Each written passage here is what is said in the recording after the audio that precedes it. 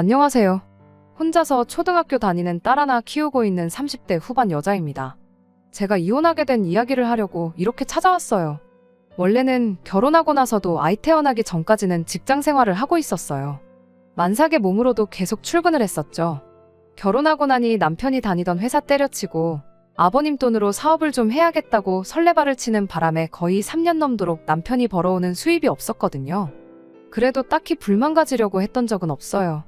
애초에 맞벌이 생각하고 결혼했던 거고 반반 결혼하겠다 했는데도 전시댁에서 신혼집을 공동명의로 해줬거든요. 다만 제 출산일이 다가올 때쯤부터는 저도 걱정이 되었어요. 얼마 안 되는 제 월급, 생활비 쪼개가면서 어떻게 악착같이 모아놓은 돈이 있기는 했는데 그 돈으로 어떻게든 아끼고 버텨봐야 1년 겨우 넘길까 말까였거든요. 결혼 전에 시댁에서 집을 해주면서 제가 대신 결혼식 비용과 혼수를 다 하고도 제가 결혼 전에 모아놓은 돈 5천만 원이 비상금으로 있기는 있었어요. 처음부터 제가 반반 결혼하겠다고 했다 보니 남편도 그 돈의 존재를 알고 있었는데 그 돈은 미래에 태어날 우리 아이를 위해 쓰지 말고 아껴두자고 장기예금으로 묶어놓은 상황이었죠. 그래서 아무리 상황이 힘들어진다고 해도 그 돈을 쓰고 싶지는 않았어요. 그나마 다행이었던 건 전시아버지께서 이제 아이도 태어나서 아빠가 되는데 헛짓거리만 하고 다니는 아들 꼬락서니를 더 이상 두고 보지 못하겠다고 하신 덕분에 3년 가까이 돈 한 푼 벌지 못한 남편의 사업을 강제로 접게 만들어줬다는 거였어요. 남편이 먼저 다니던 회사가 평범한 중소기업이었고 거기서 쌓은 경력 가지고는 새로 직장 구하기도 힘든 상황이었어요. 아버님은 남편한테 정사업하고 싶으면 당신 사업이나 물려받으라며 남편을 데리고 가주셨죠. 사업이라고 해봤자 5명도 안 되는 영세하는 사업장이에요. 하지만 그래도 아들이라고 들어가자마자 고참 직원 대우 해주고 월급도 후하게 쳐주셨어요. 한 달에 350만 원 정도 가져왔는데 저 혼자서 벌었을 당시가 한 달에 250이 고작이었으니 오히려 아이 태어나고는 제가 상황이 많이 편해졌어요. 하지만 월 수입이 거의 100만 원이 늘었는데도 넉넉하다는 생각이 전혀 들지 않았습니다. 가능하다면 저는 맞벌이를 계속 하고 싶었어요. 하지만 친정은 너무 멀리 떨어져 살고 있고 시어머니는 아이 봐주기 싫다고 하셨어요. 저한테 애는 직접 키워야 하는 거라고 뭐라 하셨죠. 틀린 말도 아니었고 이미 남편이 아버님한테 큰 신세를 지고 있던 상황이었다 보니 아쉽지만 제 경력을 포기하고 저는 전업주부의 삶을 시작했어요. 아버님이 신경을 많이 써주신 덕분에 지출도 거의 없었습니다. 아버님이 개인카드를 남편한테 주셨는데 사적인 용도로 사용은 절대로 금지였지만 관리비나 생활비 같은 식비 외 필요한 것들에서 거의 다 쓸 수 있게 해주셨어요. 손주를 위해서 아버님이 큰 선심을 쓰셨던 거죠. 아무튼 그 덕에 지출이 거의 없다 보니 돈이 생각보다 훨씬 금방 모였습니다. 아이 키우면서 7년 동안 남편이 벌어오는 돈으로 거의 1억 2천 가까이 모았거든요. 맞벌이 유지하면서 제가 같이 벌었다면 훨씬 더 많은 돈을 모았겠지만 아이 키우고 살림하고 그러느라 여유가 없었습니다. 딸아이가 어린이집 갈 나이가 돼서 복직도 생각해보긴 했는데 경력 단절이 오래돼서 그런가 취직 자리 구하는 게 여간 힘든 게 아니었어요. 아무튼 남편이 자기 월급으로 벌어오는 돈이 어느 정도 모이기 시작하니 욕심이 나기 시작했나 봐요. 자기가 벌어온 돈으로 모은 게 결혼 전에 제가 모아놓았던 돈 5천만 원보다 액수가 많아지기 시작하니 경제권 이야기를 꺼내더군요. 원래 제가 외벌이 할 때야 외벌이였으니 돈 관리를 제가 했었고 아이 태어나고 남편이 아버님 사업장에 나가기 시작하면서부터는 또 제가 전업주부가 되었으니 돈 관리를 도맡아 하고 있었거든요. 그런데 남편이 제 돈 5천은 제가 알아서 관리하라고 하더니 자기가 벌어온 돈 관리는 자기가 직접 하고 싶다고 말을 해왔어요. 남편이 원래부터 사업 욕심이 있던 사람이다 보니 솔직히 내키지 않았습니다. 괜히 돈이 어느 정도 모이면 또 잘 다니고 있는 아버님 회사 그만두고 자기 사업 차리겠다고 설레발을 칠까 봐서 말이죠. 남편은 어차피 이제 아버지가 은퇴하시면 그 사업이 내 사업이 될 텐데 이제 와서 내가 무슨 사업을 하겠냐고 그럴 일 없다고 딱 잡아댔어요. 그래서 사업은 절대 안 하는 걸로 약속하고 통장도 제가 보여달라고 할 때마다 잔액을 확인시켜주기로 하고 그렇게 경제권을 남편한테 넘겼습니다. 아쉬운 게 없지는 않았어요. 원래는 남편이 저한테 용돈을 받았었는데 남편이 직접 관리하게 되니 자기 용돈부터 늘리더라고요. 그렇다 보니 돈 모이는 속도가 눈에 띄게 줄어들었죠. 제가 집에서 가사와 육아를 도맡아 하고 있긴 했지만 남편이 버는 돈이니 그걸 가지고 너무 뭐라고 하지는 않기로 했습니다.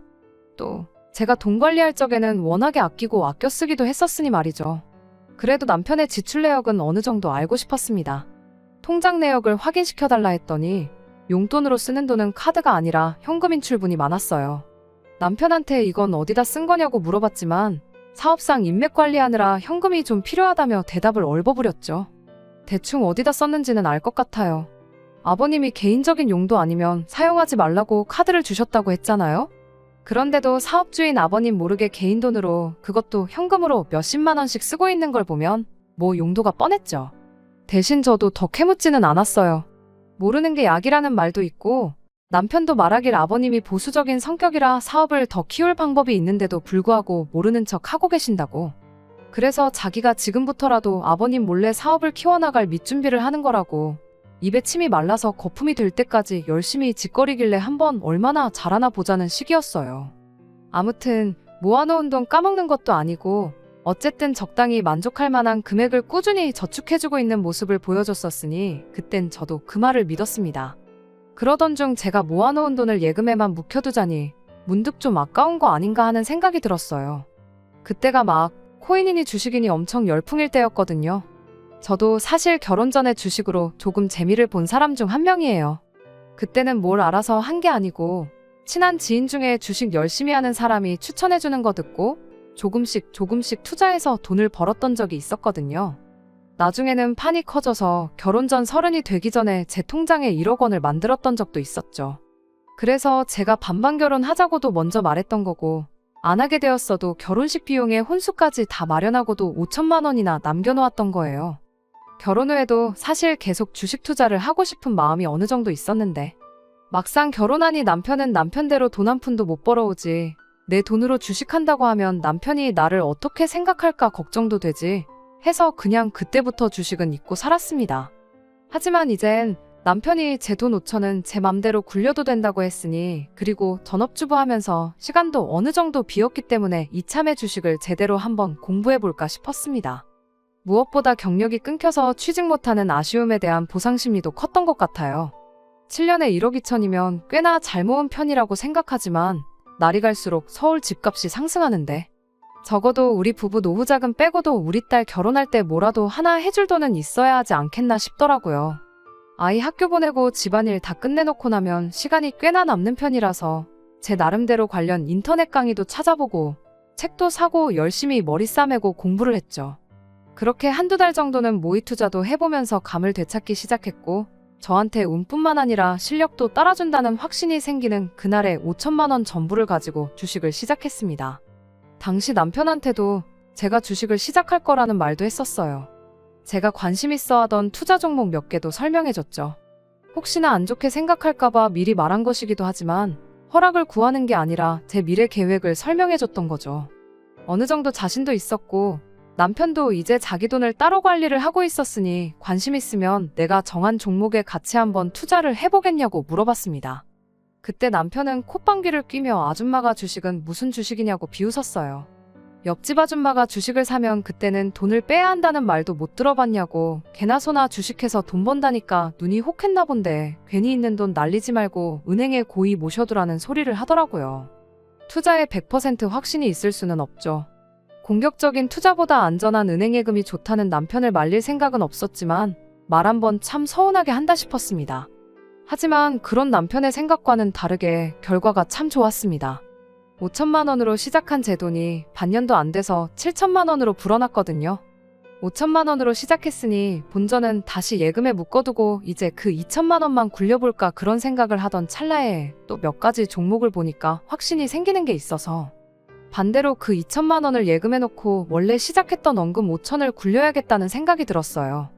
반년 만에 2천만 원 만들어낸 자신감 때문에 그랬나 괜히 용기가 생기더라고요. 잃어봤자 절반이다. 2천만 원은 아예 벌었던 적도 없는 돈이라고 생각하자 다짐하고 나름 리스크 관리도 했습니다. 그런데 제 확신은 보기 좋게 빗나가고 말았죠. 찔끔찔끔 올라가던 주식이 다음날 아침에 아이 학교 보내고 집안일 마치고 나서 점심때쯤 확인해봤더니 한 번에 10%가 빠졌더라고요. 묶어둔 돈 2천만 원을 생각 안 하면 이미 손해를 본 거나 마찬가지니 저는 좀 더 버텨보기로 했어요. 처음 다짐했던 대로 제 자본금이 절반이 되는 순간 평생 주식은 쳐다도 보지 말고 살자는 생각으로 두고 보기로 했습니다. 그런데 문제는 제 주식이 회복을 하기는커녕 또 찔끔찔끔 빠지기 시작하더니 한 달 뒤에는 거기서 또 10%가 빠져버렸습니다. 남편은 내 그럴 줄 알았다며 어떻게 소 뒷걸음질에 개구리 한 마리 잡은 걸 가지고 실력이라고 착각해서 있는 돈도 날려먹게 생겼다며 비아냥거렸죠. 그냥 1,000만 원 벌은 걸로도 잘한 거니까 이참에 큰 교훈 하나 얻었다 생각하고 털고 나오라고 끝까지 저를 놀리더라고요. 그때는 그냥 리스크고 뭐고 오기가 생겨서 빼기가 싫었어요. 내 돈 5,000만 원 포기하는 한이 있더라도 끝까지 들고 가자는 생각이었죠. 그래서 은행에 예금해뒀던 그 2,000만 원까지 꺼내서 소위들 말하는 물타기를 시작했죠. 남편은 끝까지 저를 두고 장난칠 생각밖에 없더라고요. 나중에 다 잃고 나서 나한테 돈 달라고 하지 말아라 하면서 말이죠. 하늘은 참 무심하게도 제 주식만 계속 내리는구나 싶었어요. 하지만 그때는 저도 제 눈이 틀리지 않았다는 걸 남편에게 증명해주고 싶어서 나중에는 남은 돈까지 탈탈 털어서 주식을 추매했습니다. 그날부터는 스트레스 때문에 일부러 주식 잔고는 확인도 안 했어요. 그냥 죽어라고 경제 관련 기사나 뉴스 찾아보고 다른 투자처를 찾는데 여념이 없었죠. 그러다가 얼마 지나지 않아서 시어머니가 아는 분들과 놀러 나갔다가 손목을 크게 다치시는 일이 있었어요. 큰 부상은 아니었지만 집안일을 할 수 있는 상황이 아니셔서 아침에 아이 학교 보내고 제 집안일 하고 나면 시댁으로 출근을 해야 했습니다. 시어머니 대신 집안일 도와드리고 식사 준비도 해놓고 해야 했으니까요. 말씀드렸다시피 당시 아버님께 큰 신세를 지고 있던 거나 다름이 없었기에 저는 이걸 시집살이라고 생각하지는 않았어요. 오히려 갚을 길이 없었는데 이렇게라도 도움을 드리니 다행이다 싶었죠. 대신 그렇게 아침에는 저희 집, 점심에는 시댁 가서 집안일이며 음식이며 해야 했다 보니 어머님 손목이 괜찮아질 때까지 주식은커녕 관련 뉴스 찾아볼 시간도 없었습니다. 그런데 시어머니 손목이 다 나음과 동시에 아주 대박이 터져버렸어요.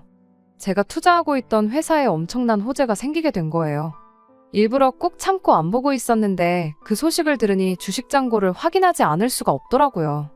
아니나 다를까 정말 대박이라는 말밖에 할 수가 없을 만큼의 수익이었습니다. 7,000만 원을 있는 그대로 꼬라박은 제 주식이 거의 5배 가까이 불어나 3억이라는 거액이 되었거든요. 그때는 저도 더 욕심부리면 안 되겠다 싶어서 그냥 털고 나왔어요. 여담이긴 하지만 그때부터 계속 쥐고 있었다면 지금은 거의 7억 정도 되는 거액이라는 게 아쉽긴 하네요. 하지만 그때는 그게 최선의 선택이었으니 후회는 없어요. 이미 수익은 낼 만큼 냈으니까요. 정말 스스로도 대견스러우면서도 놀라웠죠. 저희가 7년 동안 끔찍하게 모아서 1억 2천을 모았는데 저는 거의 1년 조금 넘는 기간에 그 2배 이상을 만들어냈으니까요.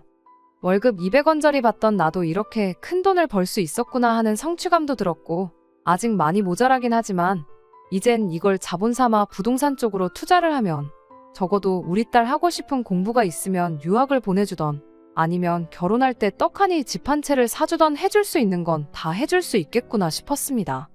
그 와중에 남편은 그 큰 돈을 벌었다는데도 전혀 기뻐하는 반응을 보이지 않았습니다. 오히려 얼굴에 그늘이 가득했죠. 응당 기뻐해야 할 소식에 조금도 밝은 표정을 보이지 않는 남편을 보니 괜히 걱정이 되기 시작했어요. 혹시 직장에서 무슨 일이 있었나, 아버님 몰래 사업 키운다고 뒷공작하고 있던 게 잘 안 된 건가 싶어서 같은 회사에서 저만큼 남편과 시간을 오래 보내는 게 아버님이었기에 혹시나 싶어 시아버지께 전화를 해봤어요. 그런데 오히려 아버님은 저한테 묻고 싶었다고 하더라고요. 집에 무슨 일이라도 있냐며. 지난 몇 달 동안 남편이 회사에서 핸드폰만 쳐다보고 도무지 일에 집중 안 하고 생각이 딴 데가 있는 것 같다고요. 제가 손목 다친 어머님 대신 시댁 찾아와 일해주고 하는 걸 보면 저희 둘 사이에 무슨 문제는 없는 것 같아 보이는데 고민이 엄청 많아 보이고 직원들하고 말도 거의 안 섞는다더라고요. 처음엔 핸드폰만 보고 있길래 저랑 뭐 톡으로 싸우는 건가 싶으셨다네요. 그래서 그날 저녁에 남편한테 단도직입적으로 물어봤어요. 요즘 무슨 근심이 있어 보이는 것 같은데 무슨 일이냐고. 내가 도와줄 수 있는 건 기꺼이 도와주겠다고요. 그제서야 남편이 조심스레 말을 꺼내더라고요. 제가 주식으로 돈 번 거 보니까 자기도 코인을 좀 했다고요. 지금 생각해보니 그 와중에도 자기 욕심에 코인 한 걸 가지고 저 때문에 시작했다고 하니 어이가 없네요. 아무튼 그때는 코인을 했다길래 저는 용돈벌이 삼아 조금 했는 줄 알았죠. 워낙에도 투자 리스크를 겁내던 사람이었으니 말이죠. 손실이 나도 푼돈나 불행이 일 줄로만 생각했습니다. 그런 거 가지고 왜 그러냐고. 내가 3억이나 벌었지 않느냐고 그 정도 손실은 그냥 좋은 공부했다 생각하라고 했습니다. 그런데 문제는 그냥 교훈으로 삼기엔 그냥 넘어갈 만한 액수가 아니더라고요. 처음에는 푼돈으로 시작한 게 맞답니다. 그런데 정말 1시간 사이에 100만 원 가지고 120만 원을 만들었다고 하더라고요. 그때부터 조금씩 투자금을 늘렸는데 사면 사는 대로 돈이 마구마구 불어났답니다. 그러고 나니 욕심이 생겨서 자기 돈 1억 2천을 전부 때려 넣었는데 몇 달 사이에 그 돈을 싹 다 날려버렸다네요. 요즘도 말이 많은 스캠 코인에 당했다는 거예요. 1억 2천만 날렸으면 참 다행이게요. 아버님 몰래 사업 확장하겠다고 알게 된 인맥들한테 돈을 빌려서 2억으로 그 돈을 메꾸겠다고 코인 데이 트레이딩을 시작했다는 거예요. 오르는 종목이 있으면 사서 조금만 먹고 빼고 하는 식으로 돈을 불릴 생각이었다네요. 시작했을 때 돈을 그렇게 벌었으니 하루에 1%만 벌어도 2달이면 손실을 다 메꾸겠다 싶었답니다. 그래서 그동안 회사에서 핸드폰만 죽어라고 쳐다보고 있었던 거죠. 그런데 그렇게 하루에 1%씩 돈을 벌 방법이 있으면 세상에 돈 없는 사람이 어디 있겠어요. 결국 지금 그 돈마저 반타작이 나서 1억 조금 안 되게 남아있다는 거예요. 저희 돈 1억 2천 날린 건 둘째치고 거기에 빚까지 1억 손실이 생겼으니 남편 입장에선 하루하루가 소위 똥줄 타는 상황이었던 거죠. 제가 도와준다고 했으니 이실 찍고 하는 거라면서 지금이라도 1억 남아있는 거 뺄 테니 저보고 1억을 메꿔달라고 뻔뻔하게 부탁을 해오더군요. 그 말을 듣는데 정말이지 하늘이 무너지는 느낌이라는 말을 이때 쓰는 거구나 싶더라고요. 제가 3억을 벌면 뭐해요. 날린 돈 1억 2천에 갚을 돈 1억까지 하면 제 본전 5천만 원을 제하면 얼마 되지도 않았고 돈도 돈이겠지만 1억 2천 날린 상황에 남한테 돈까지 빌려다가 코인을 하는 사람이 제정신인가 싶더라고요. 당신 지금 제정신이냐고 제가 소리를 질렀더니 왜 도와준다고 해놓고 화를 내냐며 오히려 저한테 화를 내더군요. 이럴 때일수록 부부가 힘을 합쳐야지 않겠냐며 제가 그 돈을 대신 갚아줘야 하는 이유를 설명하길래 정신 차리라고 남편 뺨 한 대 올려붙이고 저는 아이방 가서 같이 잤어요. 그날부터 남편은 저한테 더 이상 남편이 아니었습니다. 솔직히 사람 취급도 해주기 싫었어요. 그리고 그때 이혼을 해야 하나 말아야 하나 그런 고민을 하기 시작했죠. 아이가 괜히 엄마 아빠 싸우는 모습 보고 불안해할까봐 딱 필요한 만큼의 대화만 하고 남편을 상대도 해주지 않고 지냈습니다. 그랬더니 며칠 뒤에 퇴근한 남편이 집에 시어머니를 모시고 왔더라고요. 그런데 시어머니가 우리 딸아이가 보고 있건 말건 그런 건 상관도 안 하고 제 뺨부터 한 대 올려붙이시대요. 그동안 남편 덕분에 집에서 애나 키우면서 편하게 먹고 산 건 생각 안 하고 남편이 돈 얼마 잃었다고 마누라가 돼서 뺨부터 올려붙이는 게 맞는 거냐면서요. 남편이 뭐 혼자 잘 먹고 잘 살겠다고 그 돈을 투자했겠냐고. 다 이게 제가 남편한테 돈돈거리면서 딸아이 집 한 채 해줘야 한다 부담 줘서 그렇게 된 거 아니냐고. 이제는 시어머니까지 이 문제를 제 탓으로 몰고 갔습니다. 시아버지 이야기까지 꺼내면서요. 아버님 사업이 뭐 시작했을 때부터 잘 된 줄 아냐고. 다 사람 삶에 우여곡절이 있는 거고 그걸 부부가 같이 견뎌냈으니까 지금 이렇게 잘 살고 있는 거라고 하면서 인생에 큰 교훈 얻었다고 생각하고 날려먹은 남편 돈 1억 2천은 그냥 없던 돈인 셈 칠하시더군요. 그리고 저도 주식 같은 거 이제 그만하랍니다. 돈 몇 푼 가지고 그렇게 유세를 떠니까 남편한테 큰 소리 치는 거 아니냐고. 유세 부리려고 돈 버는 거면 그딴 돈 필요 없으니까 괜히 남편 기죽게 만들어서 될 일도 안 되게 만들지 말고 여태껏 한 대로 남편을 떠받들고 살라더군요. 불과 얼마 전까지 손목 때문에 고생하는 시어머니 도와드린다고 제가 시댁에 들락날락 했을 때만 해도 너 같은 며느리 세상에 또 없다며 저한테 고맙다고 하시던 분이 맞나 싶더라고요. 그런데 듣다 보니 뭔가 이상하더라고요. 처음 싸움의 발단이 남편이 코인을 해서 1억 2천을 날린 것도 문제지만 사실 더 큰 문제는 그걸 2억이라는 거액의 빚까지 져가며 했다는 데 있었거든요. 그런데 자꾸 그 빚 이야기는 빼놓고 1억 2천 없던 돈인 셈 치라고만 말을 하시길래 제가 어머님한테 한마디 물어봤어요. 남편이 저 몰래 2억 빚까지 만들어서 거기서 1억 날린 것도 갚아달라는데 그건 알고 계시냐고요.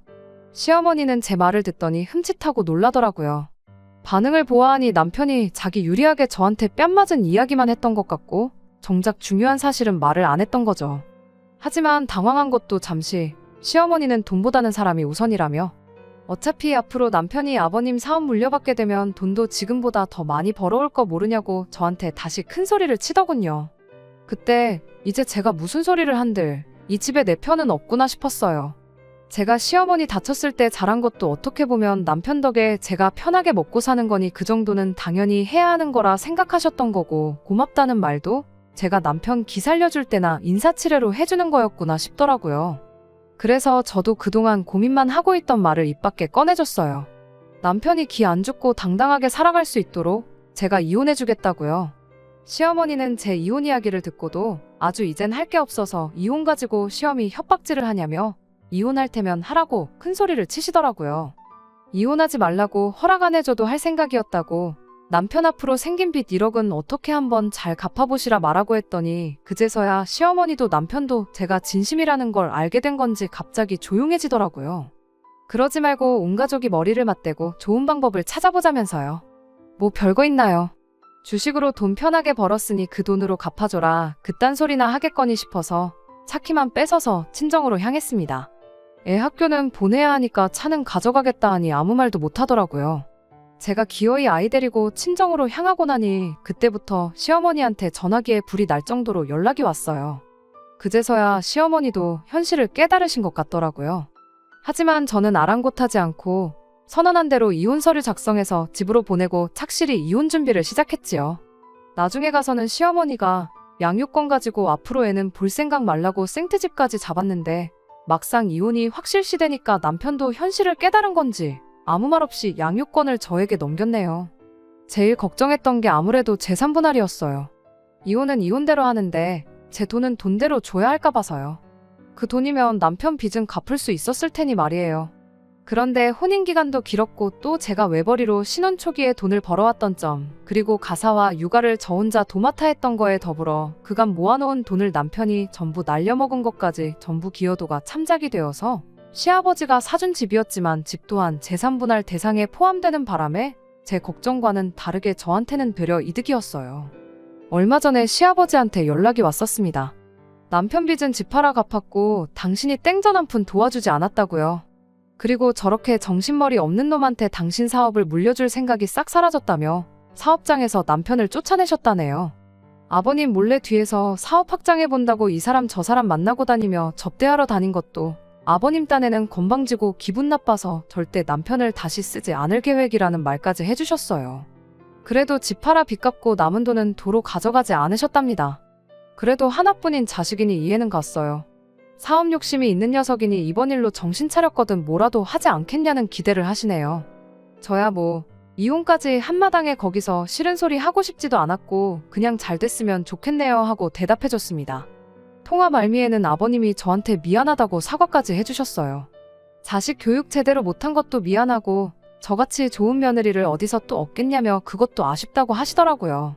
생각해보면 아버님한테는 신세를 많이 졌었죠. 시댁 식구 중에 유일한 정상인이기도 한 것 같네요. 그렇다고 제 이혼을 후회하지는 않아요. 제가 아버님 아들하고 결혼한 거지 아버님하고 한 건 아니니까요.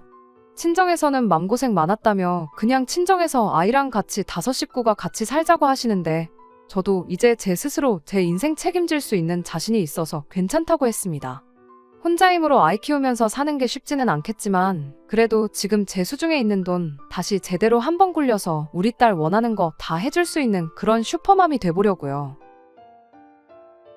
끝까지 들어주셔서 감사합니다. 오늘의 사연은 여기까지입니다. 구독과 좋아요, 알람 설정 부탁드리고 더 좋은 사연으로 다시 찾아뵙겠습니다. 감사합니다.